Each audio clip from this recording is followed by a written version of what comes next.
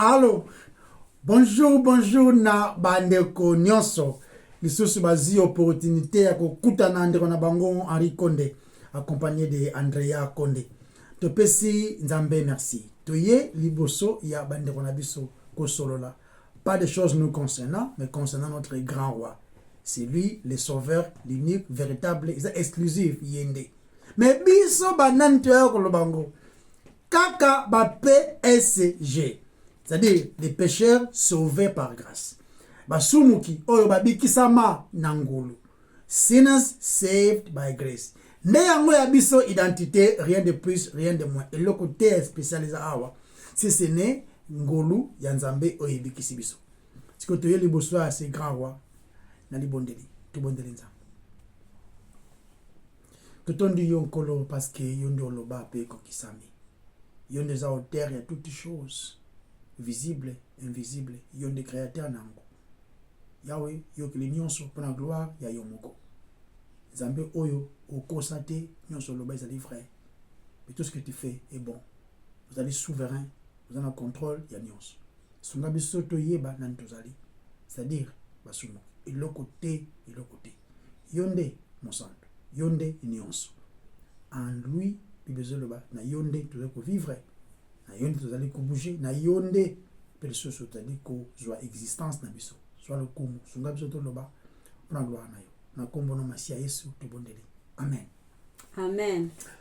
Bienvenue sur Toye Kola Makomi et Santu Elongo. Nous allons continuer toujours dans Romains chapitre 6. Cette fois-ci, tu vas verset 5. Tu vas verset 14. Romains chapitre 6, verset 5. Okay. Romains chapitre 6, verset 5. Ouais. En effet, si nous sommes devenus une même plante avec lui par la conformité à sa mort, nous le serons aussi par la conformité à sa résurrection, sachant que notre vieil homme a été crucifié avec lui, afin que le corps du péché fût détruit, pour que nous ne soyons plus esclaves du péché. Continue. Car celui qui est mort est justifié du péché. Or, si nous sommes morts avec Christ, nous croyons que nous vivrons aussi avec lui. Sachant que Christ ressuscité des morts ne meurt plus. La mort n'a plus de pouvoir sur lui. Car il est mort. Et c'est pour le péché qu'il est mort une fois pour toutes. Il est revenu à la vie. Et c'est pour Dieu qu'il vit. Amen. Ainsi vous-même, regardez-vous comme mort au péché et comme vivant pour Dieu en Jésus-Christ. Que le péché ne règne point dans votre corps mortel et n'obéissez pas à ses convoitises.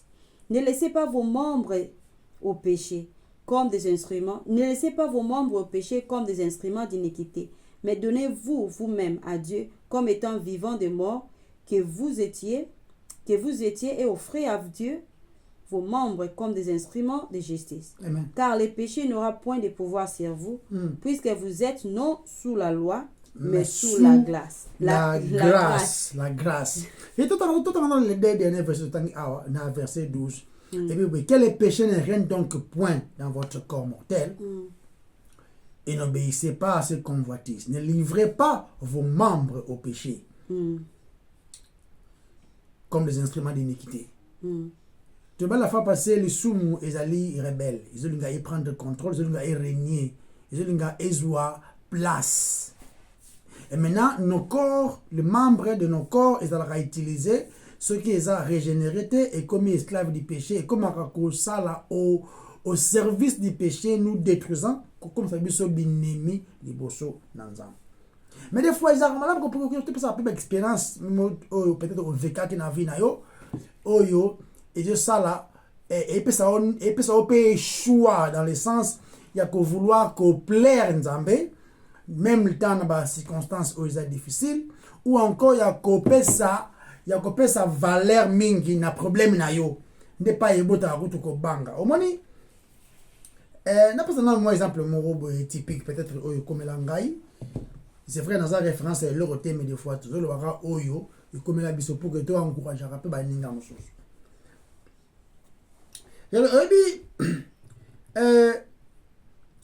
Ba expérience ya la vie hein peut-être non ba ngai expérience ngai il y a avant Nazala Henri Condé marié, na après mariage. Donc, il y a deux étapes, il y a deux étapes, donc, on se rendre compte, Mokolongo, ok, pour que bossa là-bas, toutes ces démarches-là, il y a mariage, au foutaboye, au sololaboye, au sombaboye, au msaboye. Donc, ozo salangote pour que zalango, moi, chemin moko ya mokuse. Et ça peut-être qu'il y a moi moulaï, mais quand on en est là, on s'en va dans l'espoir que continue d'engager bezoloba jusqu'à ce que la mort nous sépare. Mais tant personnellement na okende ko sala action wana ya mariage, na se rendre compte après ko salango, bo sali mariage et sili nde ba pesi yo mwasi ya komi ya yo. De tango matina mutu ko bozo mandaku, okona comment réaliser que yes, solo, de Nezaboye, c'est cette dame-là, avant d'Anangaï.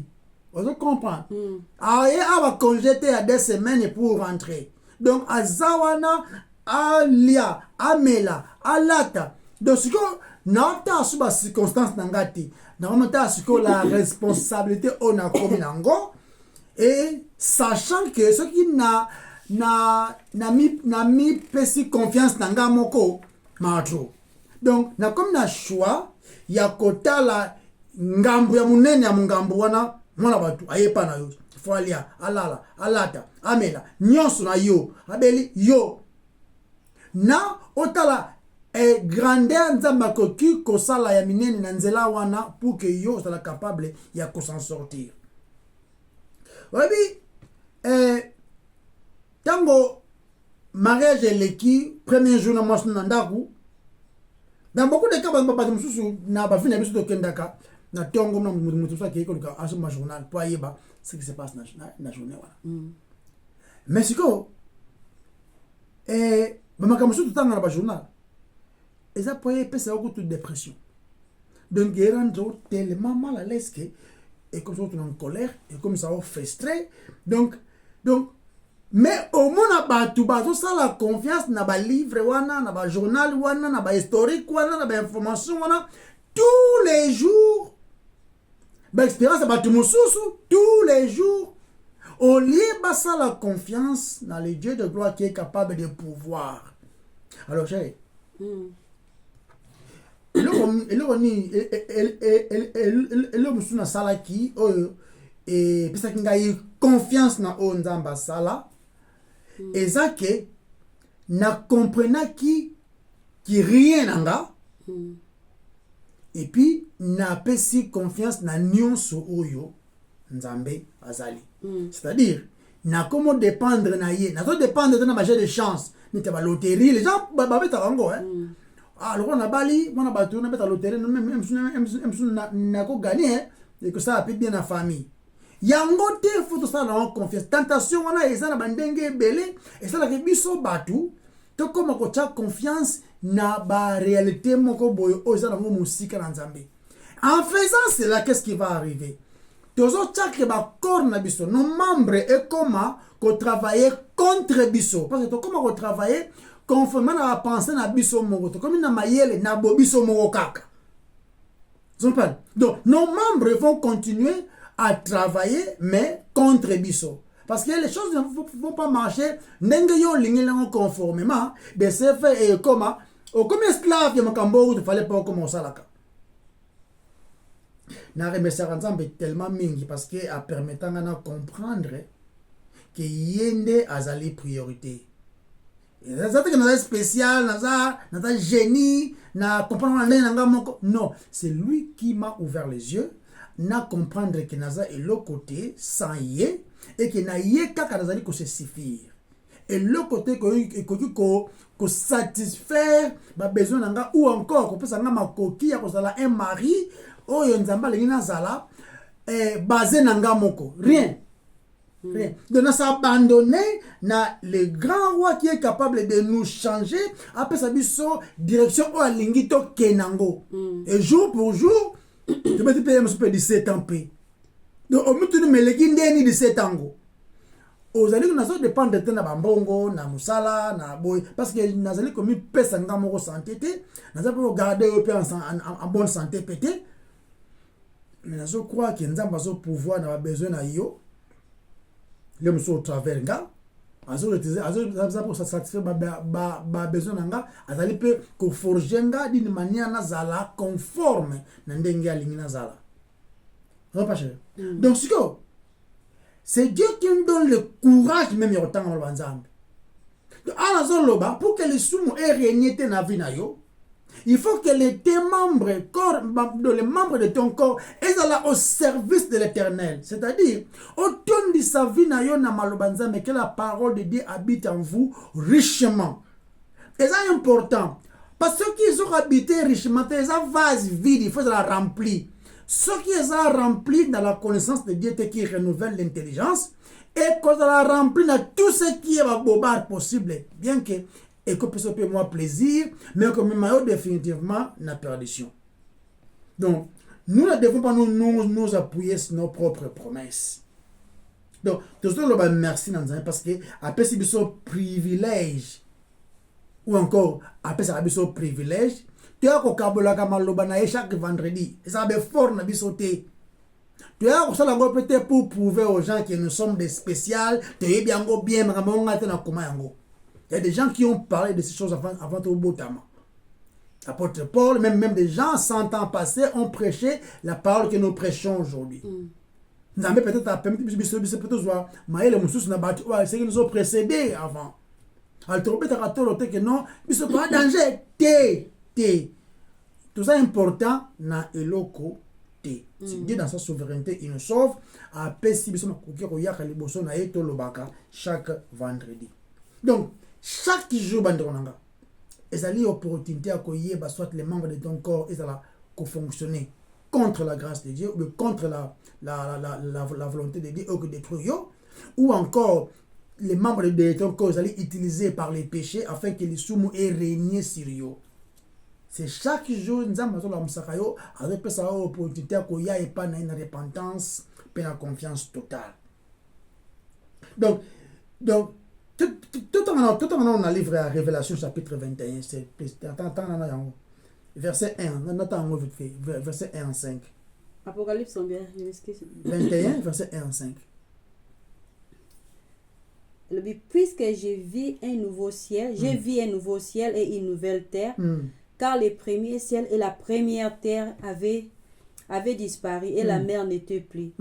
Et je vis descendre du ciel d'autres de Dieu, d'auprès de Dieu, je m'excuse, la ville sainte, la nouvelle Jérusalem, préparée comme une épouse qui s'est parée pour son époux. Et j'ai entendu du trône une forte voix qui disait: voici le tabernacle de Dieu avec les hommes. Il habitera avec eux. Amen. Et ils seront son peuple. Et Dieu lui-même sera avec eux. Il essuiera toute larme de leurs yeux. Et la mort ne sera plus. Et il n'y aura plus ni deuil, ni cri, ni douleur, car les premières choses sont disparues. Et celui qui est assis sur le trône dit: voici, j'ai fait toutes choses nouvelles. Et il dit: écris, car ces paroles sont certaines et véritables. Et là, intéressant, voici, j'ai fait toutes choses nouvelles.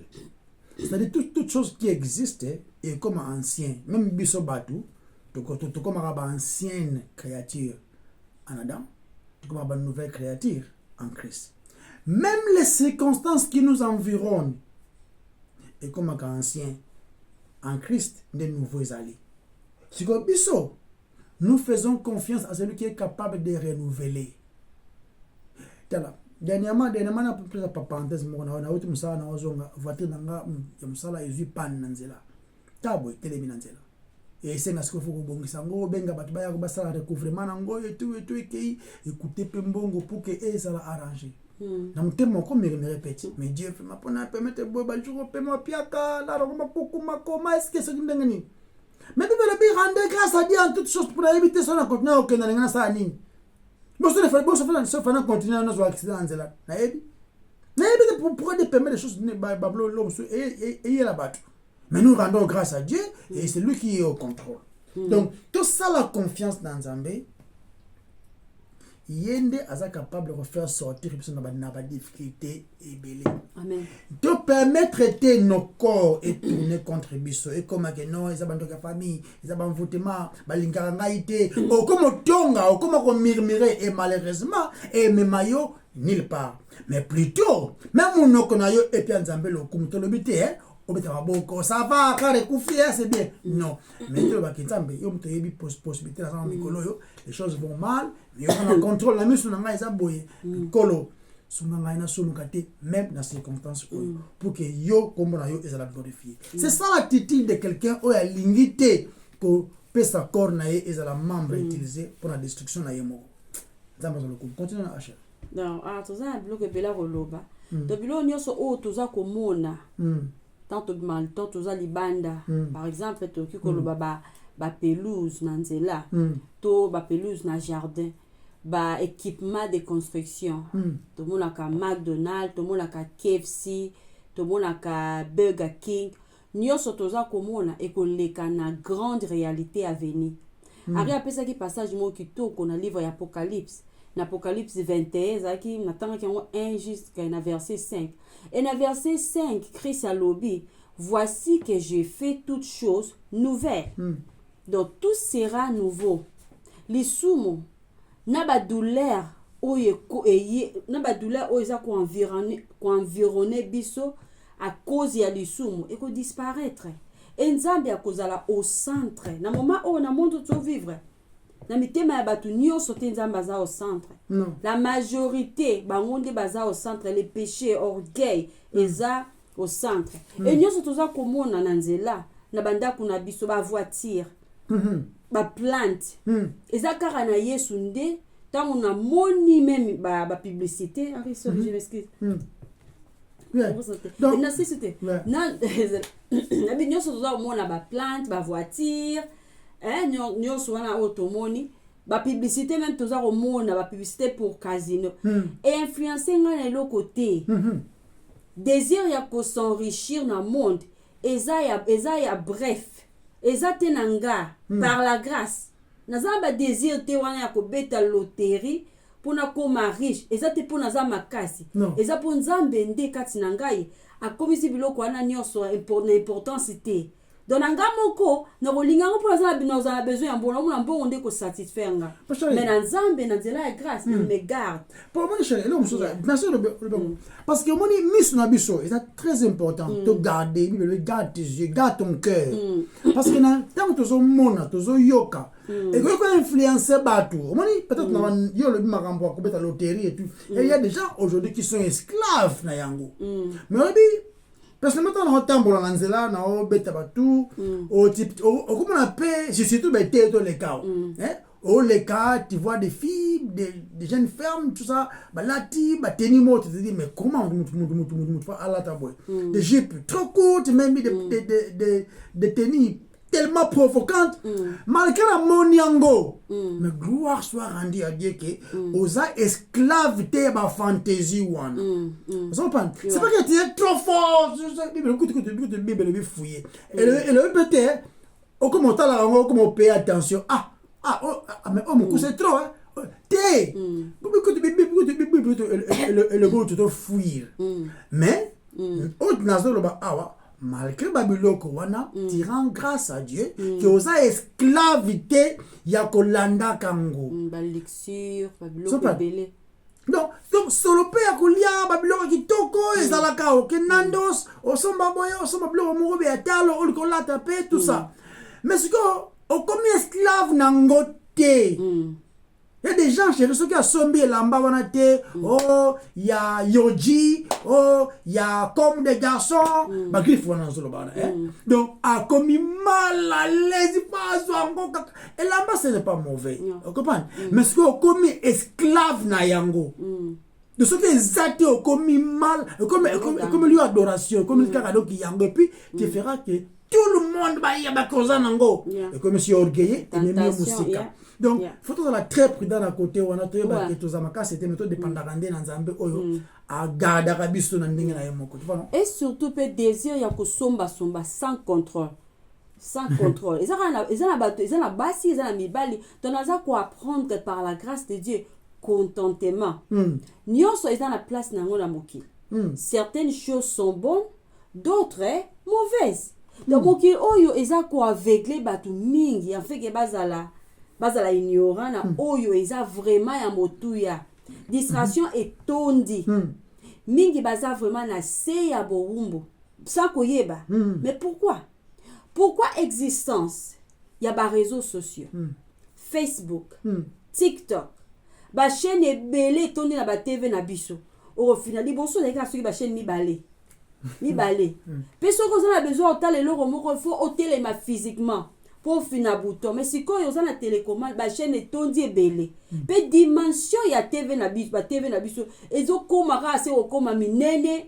Donc TV dans oye vraiment TV vraiment de timir mo bime comme un jour TV. Donc la majorité eza poto za la distrait. Nabi la majorité eza poto za la distrait. Distrait na oyo eza ya motuya. Donc ba TV, Facebook etc. eza mabete. Mais eza porte ya monene, ou ya porte ya minene pona oyo eza vanité pe distraction. Eza pe ko exposer mitema ya bato. Parce que tango yo to sa choix non ya otala eloko moko be monde na TV. Parce biloko yo tala wana. Ce qui ça honorer nzambe te. Et ça l'année. Ils ont satisfait le désir de la chair. Donc ils ont opportunité pour relaxer mon thème na yo na biloko yo zotala. Orgueil, amour de soi-même. Tu vois on na Facebook non? Amour de soi-même, hypocrisie, kolula, koluka popularité, amoureux ya ba view. Donc combien de personnes balandaranga etc. Donc la majorité ya batu baza amoureux ya ba réseaux sociaux. Pona komi lakisa. Oromona moto alingi ke batu nyonso oyo baza na Facebook na ye, to na Instagram, ba yeba ke elongi na ye za kitoko. Nzoto na ye za kitoko. Distraction mosusu eza ke soka ke na Tour Eiffel, to na États-Unis, et sengeli batu nyonso ba yeba ke batu nyonso na oza la proche na ye, na oza proche nete. Attends que ça na Facebook kaka ye, il faut yeba ke mutu wana akenda ki Canada. Soki asombi lamba sika pe ya cher, to voiture ya électrique, mama, il faut ba yeba. Donc vanité pe distraction. À quelle vacances à quelle plage na bana. Bazolia McDonald's, bien même qui bana na moi stade, bazolia quelque part. Il faut que nyonso ba yeba ki akenda ki vacances, alata ki bikini, bana bazali ko nager, ba mataki na avion. Pourquoi? Et bah réseaux sociaux ça m'a eza ko faciliter yango penza. Eza ko faciliter mutu ala kisa ou eza na motema na ye.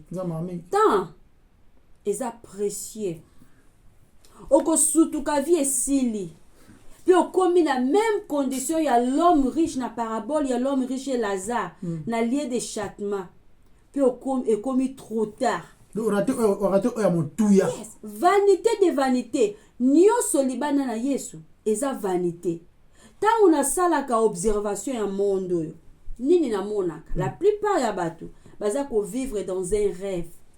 Baza ko penser que monde oyo eza la réalité principale. Bien sûr que eza réel. Monde to eza réel. Pour essayer de vivre pour le moment. Donc na royo lobake, c'est notre vacances. Nzambi a placé biso awa. Mais ce qui te compare à mon réalité à venir, selon Apocalypse 21, 1 jusqu'au verset 25, ce n'est pas grande chose. Ce n'est pas grande chose. Et monde oyo, ezaka kozwa signification véritable que par rapport aux choses, par rapport aux grandes choses de Dieu. Donc, pour nous l'intéresser aux choses d'en haut, ezate nécessaire yako koma pasteur kaka, to diacre, to ancien. Et eza mo Christo nyonso abengami ya kozala intéressé aux choses d'en haut, ko connaître Christ. Eza devoir na ba Christo nyonso. Eza devoir ya mutu nyonso koyeba nzambe parce que nzambe a se révéler, na nature et révélation spéciale. Eza na l'écriture nous ba ni. C'est par la Bible lobi gardez fixez vos yeux vers des choses d'en haut. Na Colossiens, ouais. Chose d'en haut.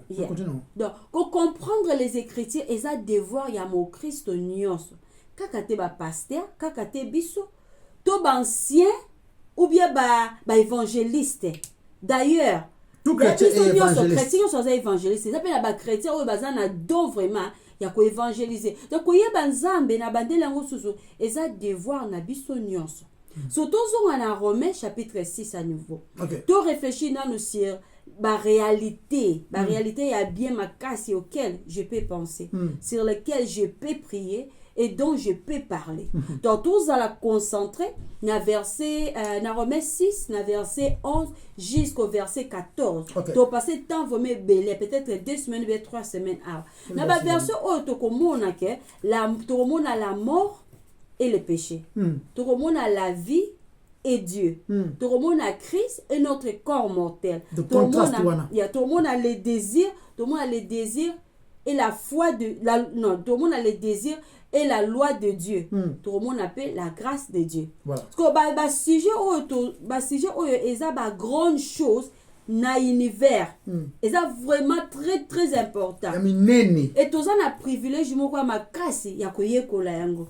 Dans bozana biso, bozala pe béni lokola biso toza béni parce que tant nga ko ça partage na ngai.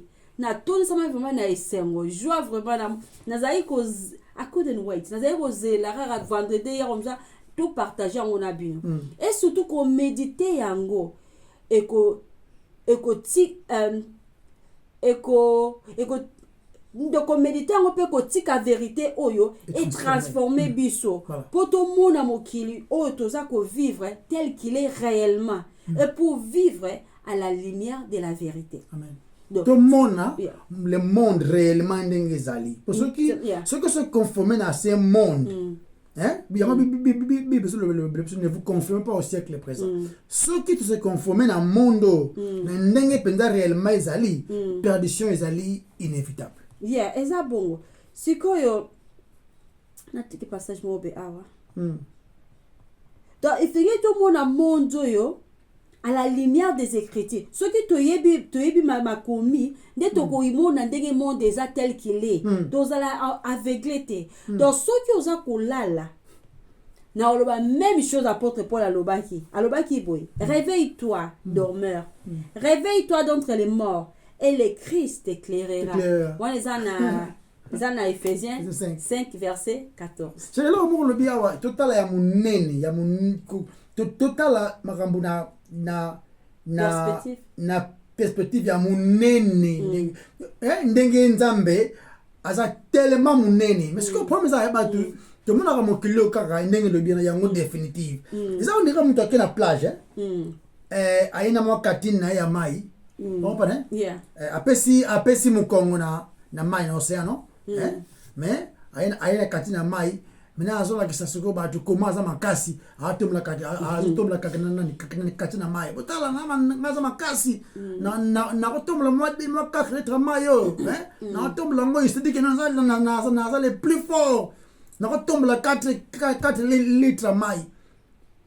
Mais ce que ole atala na sima ba maître kibia mai za ebele po amona combien za elo côté il y a total 4 litres na oyazo memawana en comparatif na moi petit moura mukia moi 8 ans 9 ans de 6 ans a tamla na fi moi 2000 litres mai azo kukumbango biente donc moni zo munene talande grandeur ya mai oyazo na sima na pour comprendre place mo beza na Canada entre Canada na États-Unis ba benga ngo la chute de Niagara Niagara Falls donc niveau mai kitaka wana de mètres cubes tango otala ngonde o pa ozo mona ke donc yo na moi 4 litres na yo même ki wana ils est le côté tout tala kanzambe na perspective comment aza grand en comparaison na rien na biso na kolomba qui est l'autre côté ya biso à peine quand son moi dendako à peine quand son bi 4 dendako 4 pantalons moi des ketch moi lunettes au comité au liba nyonso ba yeba ki yo zanango bongo le créateur de l'univers comment il est il a déjà créé le soleil il faut au minimum 1 million de terres pour que ça donc total makambo en comparaison comment Dieu est digne ndeto zala na capacité ou encore na désir ya koyeba ye même dans les réseaux sociaux, et dans la biso opportunité à se distraire. Mais s'il faut même qu'on utilise pour que oye banzambe mingi, c'est possible. Mais malheureusement, bah TikTok, bah Facebook, les gens passent beaucoup de temps dans se distraire. Vous comprenez? Non, se distraire. Au moins,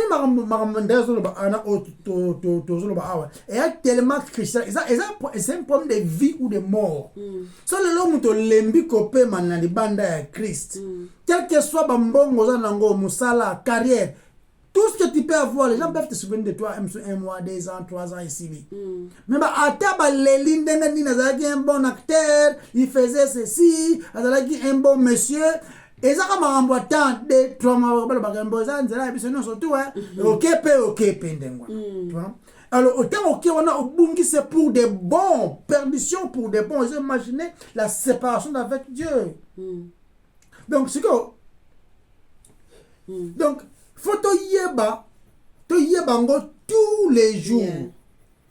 To yeba ba principe au par exemple dans le bien auto par exemple to yeba et contraste entre la vie nanzambe yende origine nango to yeba Christ et notre corps mortel ensemble parce que notre corps mortel est la résister en Christ to yeba nan sikoyo ni nezolo bla donc neti nos désirs et la loi de Dieu faut to yebango la loi de Dieu dit quoi et nos désirs disent quoi autant on contraste wana que nos désirs et ça toujours en contradiction na la loi de Dieu mais to que non en profondeur mon sous donc tout le monde peut sous et la grâce de Dieu exposée non la grâce de Dieu et la justice de Dieu ensemble. Parce que dans la justice de Dieu, tout le monde est condamnation à battre nuance.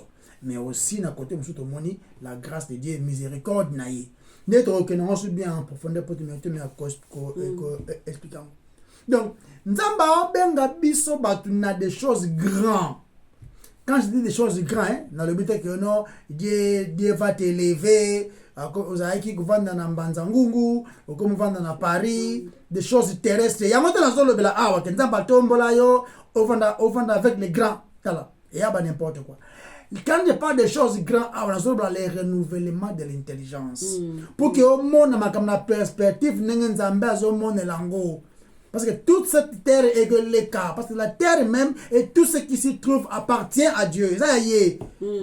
Et puis il donne ça à qui il veut, quand il veut. À souverain. Mais s'il désire que peut ça yango, et ça là yo peut même la perdition té. Et même yo comme réfléchir que même mon thème n'est pas no wana. Yo moko pomparango té. Non, c'est lui qui te donne ça. Mais là faut au moins de manière grande, au moins la grandeur de Dieu n'est pas au monde qui est l'autre côté à yo. N'est pas ce qu'on y a pas naïe na attitude il y a repentance, peu confiance totale naïe. Ça pas. Donc Nzambe peut-être sera vite comme ça pour te vivre quelqu'un simplement au que nous sala aux ongi au foutu taxe sur mes voitures sur mes ndaku au foutu boye au foutu crédit banque au bali au boti et après c'est fini. Tala Corinthiens le bien dans le livre peut-être pour le bien si seulement pour des choses terrestres. Si seulement pour les choses terrestres. Là, je parle des mariages, je parle des enfants, je parle des lunettes, des pantalons, des chemises, des vestes. Je parle même des carrières. Si seulement pour des choses terrestres que nous avons créées en Christ. Alors nous sommes les plus malheureux. Les plus malheureux. Parce que toute cette terre est temporaire. André Benyon aux vacances. Tant que tu es en vacances, tu me raté, oh, il y a mon Dieu dans la langue. Tu m'as moi des pantalons, moi des chemises, moi coupé, on a la maille, c'est pour nous, on a jamais aucun âge, c'est pour on a jamais peut-être net bâtiment sur la ebi, on a un banc, on coule route les bancs na maille, on a même moutu de la moto, on a jeté na kenongwa. Donc, toutes les vacances, c'est quelques jours pour rentrer dans la maison. Et nous sommes passagers. Nous sommes des passagers, tous sommes kende na destination finale. Ce sont boyango, promettez. Betaka machine 20 ans passé. Ba ariango 20 ans passé. Oh, je lisais complètement sans problème. Le comme pour attendre comme il coupe chaboy. Et là, il marche, ça nous prouve que tu vas vieillir, tu vas kende, tu vas passer, tu vas les cas. Vous comprenez? Attends, on a vraiment longue vie, il y a bio, papa promet, il y a bio. Il y a bio bien, bien même tous les jours. Mais sache que nos vies sur cette terre, ils sont passagères et collègues. Donc, tout concernant le fact, moi, belé. Dans le livre, il y a Romains 6, 12, 14, tout le temps. Nous avons décrit comme étant un grand conflit. Hein, tout en onze. Que les péchés ne règnent donc pas dans votre corps mortel. C'est-à-dire qu'il y a un conflit entre les péchés et ton corps qui est mortel pour que les péchés aient dirigé en côté. Parce que dirigé en go, mamie. Conflit conflit en anglais battleground. Neti, champ de bataille, voilà, champ de bataille. Les péchés veulent dominer, mais ils résistent en go. Au résultat, on a fort na yo pété. Au résultat, on peut na ba prière ba ezanginzela. Non. Parce qu'il y a des prières ezali. Jésus benyango, ne priez pas comme des païens qui croient à force de répéter les paroles qui seront exaucées. Mais Bible dit, voici comment vous ne devez pas prier premièrement. Mais ce qu'on a participé instruction quand vous priez. Après, c'est une ligne de conduite. Et ça, hein? Si tu n'es pas en Christ, comprenez même pas. Comprenez même pas. Parce que, oh, le baba n'importe quoi. Et puis, nous allons répondre à la prière, il y a Basumuki. Même il y a biso autres allés régénérer. Dieu ne nous écoute que parce que Christ n'est azali. Et que non, on a la prière de feu, mais prière puissante. C'est à cause de Christ. Yépe a ébi comment intercéder bien pour la biso. Nous ne savons pas comment prier. Yende abonde la pour la biso d'une manière même soupir inexprimable comme besoin de Saint-Esprit même. On se comprend. Mais ce que faut comprendre ma camboyo bien pour que to kwete naba bilobela naba déclaration naba décret de corps na yo et comment qu'on travaille contre yo. Donc makamboyo la parole de Dieu quand ils ont compris, ils ont concerné les pécheurs sauvés par grâce. Ils ont concerné le PSG. Mais aussi, ils ont fait appel à ceux qui sont condamnés, il y a comment justifier. Mais sinon, si tu restes condamné, la grâce ne te concerne pas. Tu restes sous la condamnation. Il y a la fois passée. Sous la grâce, ils ont la canne en Christ. Donc, ezali très important de comprendre la confiance. Parce que ni n'avons pas la confiance sur chéri. Ni n'avons pas la confiance. Pour te le dire, ne permet pas que les péchés puissent régner sur votre corps mortel. Maintenant, qu'est-ce qui fait que ces conflits ont coexisté? Tout décret on a différents volets concernant la guerre. Quand tu es dans le champ de bataille, tu as la guerre. Mais avant de continuer, le conflit, on a bien. Continuons à comme ça, tu as un commentaire plus d'une manière approfondie à ta prochainement. Mais tu sais qu'il y a une guerre. Tant au lingi, autant à ma banzambe pour une guerre. Tant au lingi, au y aura prédication, mon robot. Facebook. Okay. Ça. Encore les titres bibliques. Nali to tozon a sous temps à passer parce que passage on les to maîtrisant. Tout temps à sous na verset 12 tina verset 14. Que le péché ne règne donc point dans votre corps mortel et n'obéissez pas à ses convoitises. Ne livrez pas vos membres au péché comme des instruments d'iniquité, mais donnez-vous vous-même à Dieu comme étant vivant de mort. Que vous que les péchés ne règnent pas. Okay. Ne livrez pas vos membres au péché comme des instruments d'iniquité, mais donnez-vous vous-même à Dieu comme étant vivant de mort que vous étiez, et offrez à Dieu vos membres comme des instruments de justice. Oh, je m'excuse. On a chargé portable. Des instruments de justice. Il y a conflit, chérie. Il y a conflit. Il y a guettant yo lingio au salaboy. Ton corps est lingio là. Ton corps est lingio qui est dans makambo. Et puis ensemble le comité. Merci Henri pour l'entendre la vie. Donc selon la version autour du tanga, ils ont un kiti moko royal. Oye sengeli moko, oye sengeli mutu moko afanda. Et verset 12, et l'obi que ne laissez pas les péchés régner. Eza na règne moko. Oye eza contesté na passage oyo. Eza pe na un trône. Donc mo oyo eza awa. Non, mo eza wana eza ko mo suboli bisa. Mo oye oto tanga na verset 12 eza ko régner. Donc régner. Eza simplement forme moko verbal. Oye eza attaché na mo roi.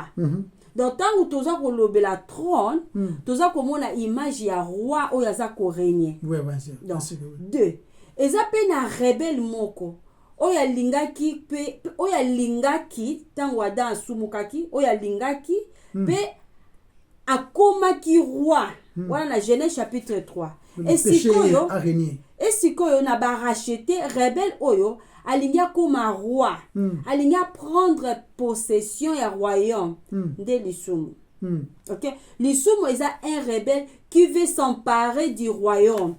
Donc une fois de plus, koti kate lisumu oyo tolobi eza rebelle a régné. J'avais plus n'a plus dans campinate.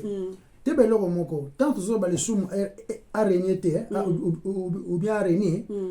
Guerre oyo ezaka na ba obazali en Christ.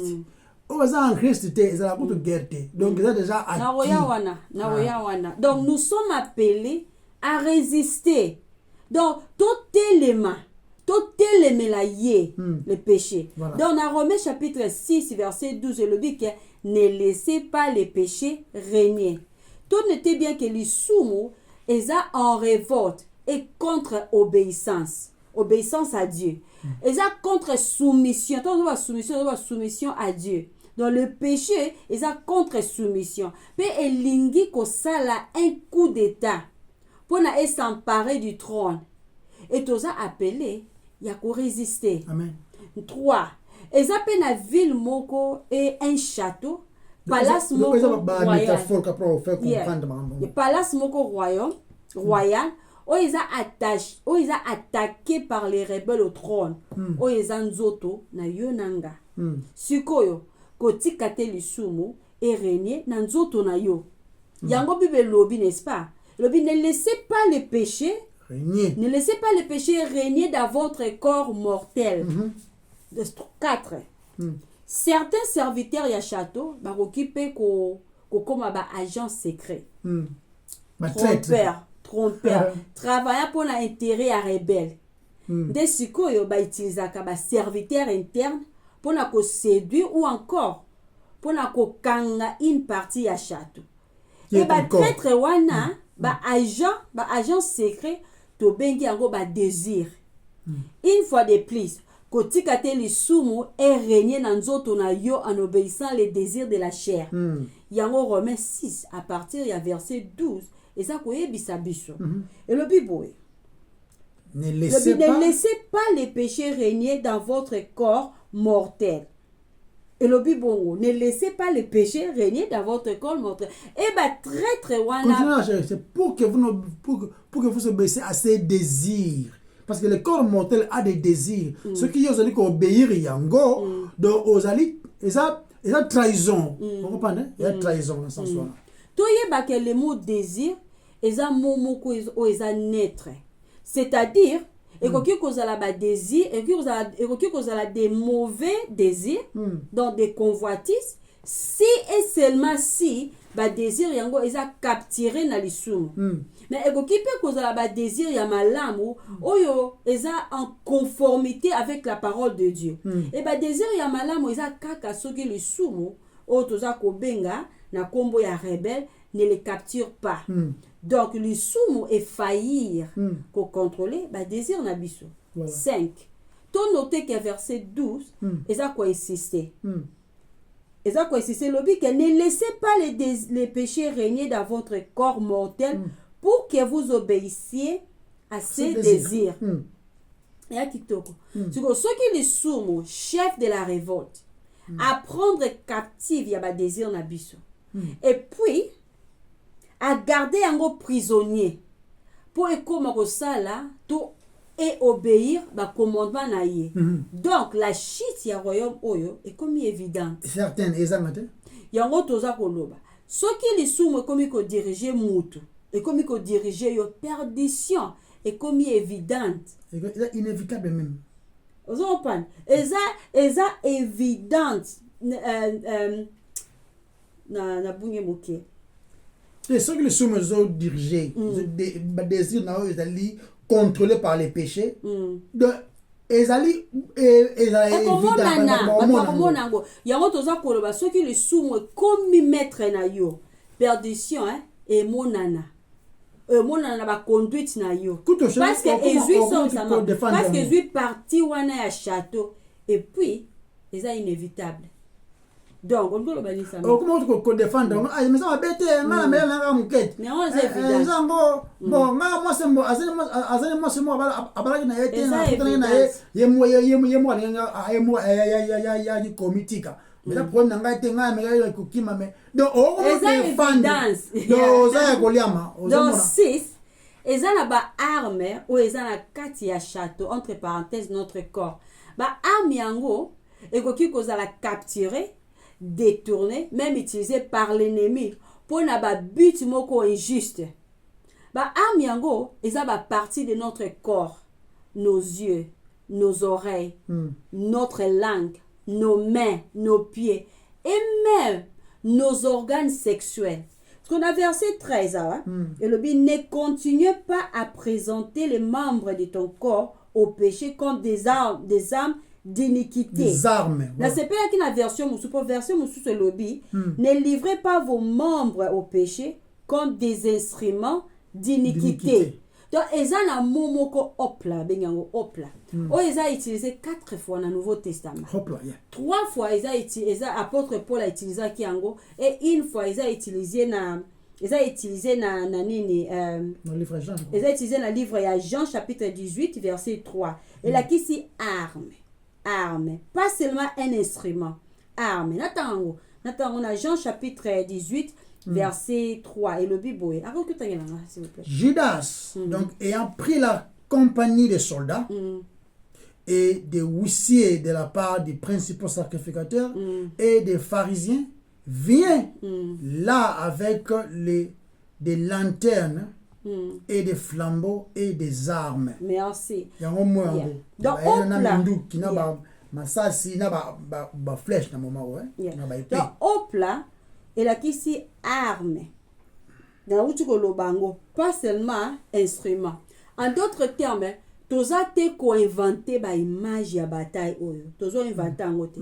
Mais Paul aza ko pointer penza na bitumba oyo eza réel mais ignorer na bato ebele. Et na communauté na biso et surtout les Africains, to ignora kango. To ignora kango parce que nyonso ezaka na ba superstition. La majorité eza ba superstition. Tozo ignorer bitumba oyo eza na kati na biso, toza toujours wana pona ko pointer du doigt na Satan. Chérie, yo moko muto voyager. OK par exemple na Afrique, OK na Congo et tout, okuti mwasi moko boye oluliye boke na ye obimi akomi makangu na yo, mais bakangi yo komi envoûtement. Bachaki ngana kisi, balesa nga yo fumbo molimo. Tant la ki fumbo wana, izaki fumbo moko envoûté na koma ki aveuglé. Ni mana mkezwa ki mwasi batu wana te. Yo envoûtement kaka. Yo envoûtement. Continue na. Yeah, c'est vrai. Ils ont ignoré na batu belé, ba est-ce qu'ils étaient belé. En réalité, tout permettrait les rebelles ou les alisumu à en otage ou à capturer les membres de notre corps, peut qu'on transformer en gros comme arme contre les vrais rois. Il y a un apôtre Paul aloba qui na Romains chapitre 12 verset 1. Abi, je vous invite donc, frères, à cause de cette immense bonté de Dieu, à lui offrir votre corps comme un instrument, comme un sacrifice vivant, saint et qui plaise à Dieu. Ce sera là de votre part un culte spirituel. Et ça Romains chapitre 12 verset 1. Et ça peine à un vrai roi sur le trône. Et ça nzambe. Nzambe aza un vrai roi. Parce que dans le verset 13, dans le verset 13 de Romains 6, le dit n'abandonne pas au péché les membres de ton corps. De ton corps. Donc les rebelles qui prétendent au trône pour que asala na yango ba arme d'iniquité. Mais Paul a dit sur la deuxième partie, il y a verset 13, elle dit présentez-vous à Dieu comme ceux qui sont vivants d'entre les morts et vos membres comme des âmes de justice pour Dieu. Amen. Pour Dieu. Ainsi, tout le monde est le vrai roi et Dieu. Les sous-moisés rebelles. Ali ko s'emparer. Alinga zo a trône. Ya monte manayo. Alingi yenda za la roi. OK? Mais si vous biso la biso, ils peut soit commandement, ne laissez pas, n'abandonnez pas. Je quand on résister. Résister au diable, il fuira loin de vous. Loin de vous. Il faut résister. Yeah. Donc biso ba racheter. Devant na biso ils a rester fidèle au vrai roi avec toutes nos armes et tous nos serviteurs, c'est-à-dire tous nos désirs et tous nos membres. En huitième point enfin ils ont une autorité constitutionnelle du royaume, c'est-à-dire la grâce et non la loi. Voilà. Verset 14 on dit car les péchés car le péché n'aura point de pouvoir sur vous. Oh, bah, c'est la conclusion. Puisque vous êtes non sous la loi, mais sous la grâce. Donc, bandeko. Pour la banane. Lettre autant que maki audience ezalaki banane. N'est-ce pas zaki ba chrétien ou bazali ko fanda na Rome?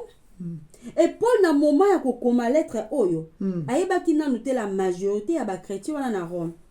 Mais dans verset dans Romains chapitre 16, Paul salue plusieurs personnes, notamment Priscille et Aquilas. Oyo bakutanaki li banda ya Rome. Ayebaki batu pasa ba information sur ba chrétien mususu ba yebanaki na. Mais yemoko physiquement tant za ko lettre oyo. Azaki na désir wana ko ma na Rome, mais akomeleki bango pour ayebaki la majorité na bangote. Ayebaki te. Yango tolobara mutu oyo aza sauvé te. Aza sous la loi. Pour les sous et ça que dominer sérieux. Donc aza te sous la grâce mais sous la loi. Quand ba racheter le né de nouveau de baza sous la grâce. Même les bons délits, Dieu n'écoute pas des prières oyo ya batu obazali sous la loi. Te okobeta bara nzambazo yokate. Dieu n'exauce que en Christ. Et être en Christ, là, qui c'est être racheté, être pardonné, être restauré. Bolingani ezongani nanzambe au travers Christ, des prières na yo comme que ça l'a exaucé. Tala, après Paul azolo la conflit, azolo décrit conflit oyo. To commenter on très bien na Dieu est le roi véritable. Dieu de gloire, Yende roi. Na Yende, à lui appartient les châteaux, c'est-à-dire nos corps, Yende Kelabiso. Donc notre corps lui appartient. Ne donnez pas, donc n'abandonnez pas, bon, peut-être corps la manipuler ou encore sous la conduite ou encore manipulation nyonso ya moyini. Bossa bongote. Yende le créateur de l'univers, Yende le roi qui dirige ces châteaux, notre corps là. Yende se dirige yango. Non seulement yango, notre corps est à la paix, na service ya yé le roi de gloire. Donc c'est-à-dire le service de nos désirs. Désir nabiso et puis naba arme je constituer les membres nabiso et là au service du trône et là au service ya mokondi oyo avant na trône de Christ. C'est-à-dire nous n'avons pas effongomate pas ba otonga nga pena ko se réjouir ndenge mabete c'est ndenge mabe otonga te c'est otonga déjà. Vous comprenez? Donc, tout comprendre et le Kouana. Appelle à les chéris, il y a yango loyauté kozala loyal na roi koyeba ke ye nde roi azali koremunere ngai ye mpe roi aza capable ya kopinir mpe ngai donc naza loyal na ye na trahir te. Que le nom de Dieu ne soit pas blasphémé parmi les incroyants à cause de vous. C'est à cause de vous le nom de Dieu est blasphémé. Comment vous allez chrétien dans le bas la fois passer au bêtis nzembo ya soi-disant nzambe mais bosongi boyo bêtis nzembo c'est maintenant mamita mais même batu babinyango bo fingisa nzambe non bo fingisa kombanza avec les ona ba ventiler di ba chrétien ba hypocrite ba ngona pa ngo tuzakana bango awati wana peut-être chrétien pe wana mais bon fingisa kombanza nzambe de par votre façon de faire les choses tuzaki mort Nzambe na bolingo na livre ya Ephésiens 1 zoloba yenda sekusi biso apesi biso bomoi c'est ça muto za en vie azana besoin résidence place munga vandaka donc ce qui azana ndaku te babenga bango ba sans abri et ça ka difficile que ça sans abri na ko dit que le bango te pour expérimenter yango te mais ce que naza pe kochola te ba sans abri mais nazo loba ce qui muta kufi a besoin de résidence te alors biso tozaki ya kokufa sans résidence et qu'est-ce que Dieu fait a sekwisi biso apesi biso d'abord kombo a nettoyer biso apesi biso valeur apesi biso place en lui c'est en Christ n'est pas notre résidence ezali notre habitation est en Christ. Tant de résidence, vacances la terre où nous vivons, c'est vacances pour aller vers notre vraie résidence. Maintenant, il faut continuer à faire confiance dans Oyo à promettre cette résidence-là. Je m'en vais vous préparer une place à l'Obaki. Vous pensez que non? C'est parce que chez mon père, il y a beaucoup de chambres, beaucoup de places. Et je m'en vais vous préparer cet endroit pour vendre Kunape. Donc, total la nos yeux sont fixés vers lui. Christ en nous, l'espérance de la gloire. Total la mais c'est que nous sommes sala et dépendre naïe. Tozalaka ba réactif ou encore tozalaka tozo recevoir. Yenda salinioso, nous ne faisons que recevoir. Et puis on dit contentement. Tu te rappelles encore non? Contentement. Oh, aussi wanande ango nzamba pesio. Nous sommes pesio 100 ans de vie, nous sommes pesio 120 ans, nous sommes 13 ans, nous sommes 10 ans, nous sommes 6 mois, nous sommes sur 2000, nous sommes 2 milliards, nous sommes 20 000. Nzambe nde apesa biso conformément à son bon vouloir. Merci na oya pesi biso. Mais ce que là il faut ça là. Il faut te résister. To résister les rebelles. Parce que les rebelles azarandengeni. Olena zala content na oyo moninga nanga azui. Na komi jaloux. Na komi que nzambe pinga so ngana gimboko avant ye. Ya eka même pas 3 mois oyo. Ya eka à peine 3 mois. Hein? Neni ni yoda balit ndakutu mwasi wana na lingi bana donc ozolo lobla nzambe osalaki ozali injuste comment opesi ye bwana ngande France anango donc komi kolinga ko condamner nzambe na bolingo oye moko asali pendant que yo non ça tout ce que tu ne mérites même pas ça. Vous comprenez? Donc tu es très prudent yako comment couper sa position dans les rebelles à prendre place. À dominer sur notre vie. Parce que le trône appartient à Dieu. Je ne partage ma gloire à personne. Nzambe des fois régner. Il peut pourquoi? Parce qu'il est digne d'être roi. Il est digne. Deuxième chose, tu entends chérie? Tu vas pas chérie? Le péché, il aura une puissance. Le péché, il aura puissance moko boy.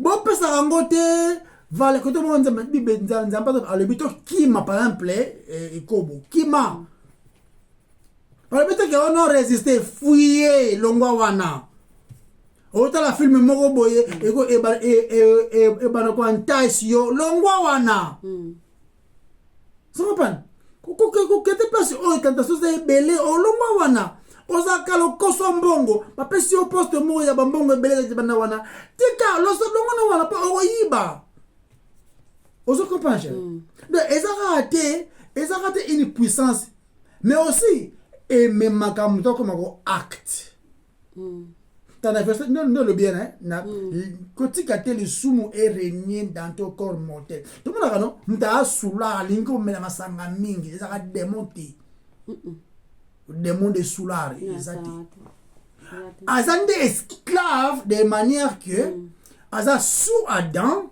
mais kendeli bongo ala mbongo te mona ka défi même pour que ramela ka masanga ka alango bien mela ka diamba moko alango bien akendeka na basa ndumba moko bien akendeka ko vagabonde kaka boy apete na eta asa esclave mais dans le but que a faut na été azana esclave hein ce qui ndengeni non nous tous étions esclaves avant tous à la libérer comme en Christ et c'est un changement de leadership changement ya headship changement ya maître changement ya maître tous ceux qui sont sous la loi hein c'est en Christ les nouveaux Israël c'est en Christ pas une temps de régner en tant que maître à du peuple moko pour yemoko pour régner sur bango c'est image qui nous a régner en Christ. Dans le but qu'il ne règne pas ceux qui sont dehors de Christ, parce que ça n'a régné partout, mais ma promesse na yé, hein, Ezali n'a pas oyo baza en Christ, ba oyo y a sauvé baza en Christ. On a mais ça injuste, à la souverain. Élection na yé, ils ont concerné yé. Aïbi pourquoi sauver un tel, pourquoi on a sauvé un tel. Mais toi il est loko moko. Nzambe aza juste sur tous les plans. L'autre ça là ils allaient injuste. Donc tout tika te le sumu est régné. Et puis le sumu non seulement yaka malembe, il y a un peu comme menacé qu'on régné wana. Et ça quand acte que nous faisons mais il y a la puissance qui nous retient même captifs. Au travers les désirs qui conduisent aux actions.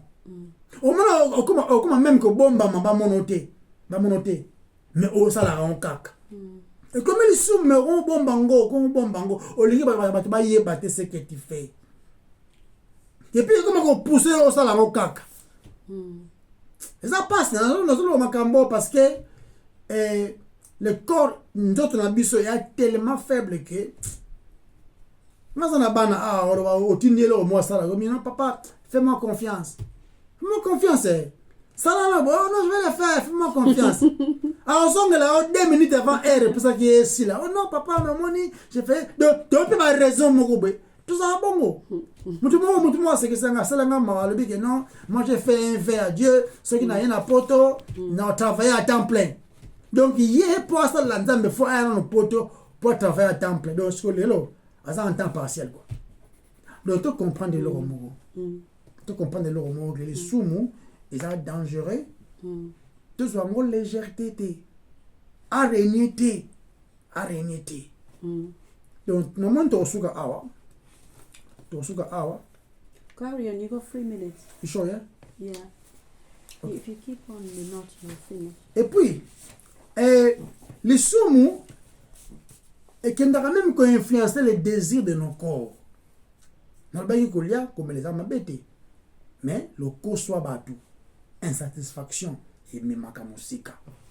Donc, et ça, les désirs en soi ma bête mais ce qui est comme capturé dans les soum comme maramingi et comme retravailler d'une manière pour qu'il détruire.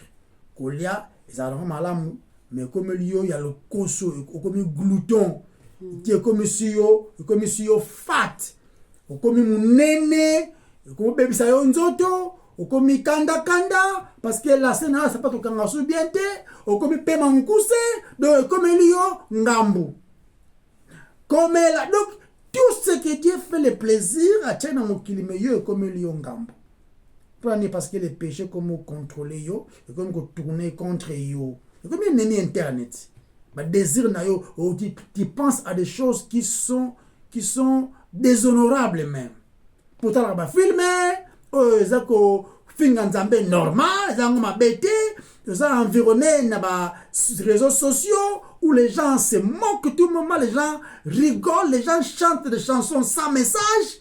Nous allons se réjouir na yango nde mawamiki. Donc oya komona lisumu ezo ya ko séduire yo pour que o abandonner les membres de ton corps et comment resservir yé et comment resservir na ba crime. Sopana ole munoko ngo eyemba nkembo na nzambe ezo yemba ba mamita na ba Sandrine. Ole maboko ngo ekende musala esala musala ba futa ye yi maboko ne komi ko yiba na ba shop. Vous comprenez? Donc o sala makambo nza peso maboko mais yo komi lio ya koyiba yo komi lio ya koboma nza peso yo munoko yo komi lio ya kotonga. Donc la bouche n'est pas mauvaise mais utilisation nango yo comme ça ngo ndenge mabe. Donc les péchés sont dominés sur yo. Donc c'est tout le temps que je te fais on a douché dans la babie kotika tene sumo régner na corps na yo pour que o obéir te ba désir nango et ça référence au corps ton corps ne au contrôler tes papa au contrôler en autre terme les désirs du corps chéri et qui cause à la capturer par la puissance du malin les puissances du péché et puis ça les nini et tourner en comme on travaille contre yo. Donc et garder parti moi encore na yo pour que et servir ba désir na ye ennemi. Par exemple, cerveau nzamba apesi pour que réfléchir.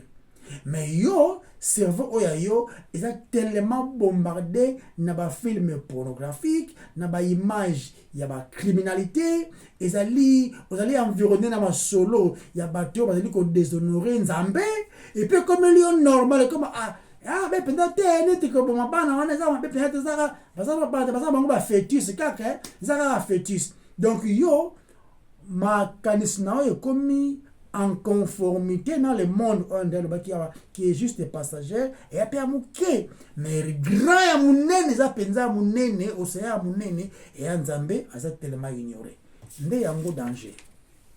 Dans tout ça c'est quoi comme conséquence? Perdition. Mais qu'est-ce qu'il faut faire? Il faut dire non. Il faut continuer à acheter. Il faut dire non. Parce que c'est un grand combat. C'est un grand combat. Et c'est un ganyango. Mais yo moko ganyango te. Yo moko na makas na opo ko gagner combat na te. Parce que le combat c'est pas juste ezara superficiel te. Ezara te likolo combat ngo que le kaboy non. Eza plus que ça. Ezana ba acte o ezali injuste. Yo faut telema pona o telema contre yango. Tu comprends? Le combat ezali tellement profond que aujourd'hui on a un superflu kaboyete. Résistez le diable et il fuira loin de vous. Ezali bagarre. Faut pona nini yokotalaka, nini yokoyokaka, nini ndeko affecté, nini yokolobaka. Si tu continues à écouter ba makambo ça peut nzambe lokumute de fausses prédications, on rebeta masolo ya ba Eli ya bala Élysée. Par exemple. On rebeta masolo ya mwasi moko boye masolo, on rebeta masolo ya ngona beta. Tombi sa makanisi na yo na ce qui concerne la parole de Dieu. Ah, te me nzambe ti wapi? Mais tu vis pour Dieu. Tu vis pour Dieu, qu'est-ce que tu crois? Tu rentres sur ce kanisi oza yo moko. Zolo wana msombela ngo yo moko. N'est-ce pas? Sombango yo moko te. On biso ba bogar. Yo moko comme ça bogar quoi. C'est Dieu qui te garde pour une raison oyoba yeso yebiete. Kanisa nombre de bogar ba ko fa avant quoi. Kanisa ba. Donc, c'est un combat très profond, très réel, et c'est un gâteau télémélango. Mais, nous sommes par la force du Saint-Esprit, l'aide de Dieu lui-même, nous vaincrons. Parce qu'il y a à vaincre yango, et nous sommes des bénéficiaires de ces batailles vaincues déjà par Yemoko. Vous comprenez? En Christ, en Christ. Donc, notre union avec Christ est ça là qui est, tant que tozali kotala même l'histoire de la croix de Golgotha, tozomona pas eu d'effet qui a les soumou ezali. Et pas eu les soumou ezali vaincu, même la mort est vaincue. La mort, où est un guillon? Tout le monde dans la croix et pas les soumou ezali tellement exposés dans la condamnation d'une manière complète, mais aussi tout le monde une miséricorde d'une manière complète accordée en Christ. Donc, le grand problème, chérie, et ça quand justement bah action oyo to sala ou to salate hein, ouais, donc bah désir oyo on permettre salema ou bien bah désir oyo au lingite salema. Non, ça ya ngote, ça premier roi. Qui est-ce qui règne sur toi? On a maintenant la finga en ke akabara mingi. Nani ngozo régner sur yo? C'est Dieu qui règne ou c'est le péché qui règne? Et cause dans la télé les deux ensemble. Nena lobaki yo yembi nzembo wemba apo yembi nzembo ya soi-disant Matou Samuel moko bo soi-disant. Té. Ou c'est l'un ou c'est l'autre. Là où on déshonore Dieu aux alliés. Là où on honore Dieu aux alliés. Ça ni chaud ni froid. Ndema wami. Donc tu accepter au travers Christ que c'est possible na musumuki à se rendre et pas ensemble complètement. To surrender. Mutu pas surrender, mutu pas senga abandon. Il faut attendre que non na pena mindu ki robundeza na ngote. Na na makoyo obunda te na comprendre que nazali na faillite. Nde aye andimi ki nga penza mami. Nde amitiki nde nzambe à prendre soin na ye. Tu comprends que tout ça quand est le côté il y a qu'on présenter pas nzambe pour être accepté. Tu comprends dango. De tout y a pas naie avec confiance totale que yende est capable il y a qu'on libérer biso na notre rébellion et de pardonner nos péchés. Donc les batailles là tout le monde na zo le belawana et ya rappelé na mona bataille chez les na participants aux na alliés parce que ya rappelé pour la kusunga on a bagarre les sumpa ya kanaba alliés belé environnement, le monde qui nous environne, les diables, nous sommes les alliés qui ont contribué afin que Bitumbango y ait à gagner, à prendre contrôle. Mais nous avons celui qui est tout puissant. Petits enfants, ne craignez rien car j'ai vaincu le monde. Yango mutuna yo moko kokate, il faut osala en Christ pour que on résister les flèches ou encore on résister nyonso oyo ezali ba manigance ya le diable. Mais na yo moko pété, il faut faire confiance en Christ. Mais comment?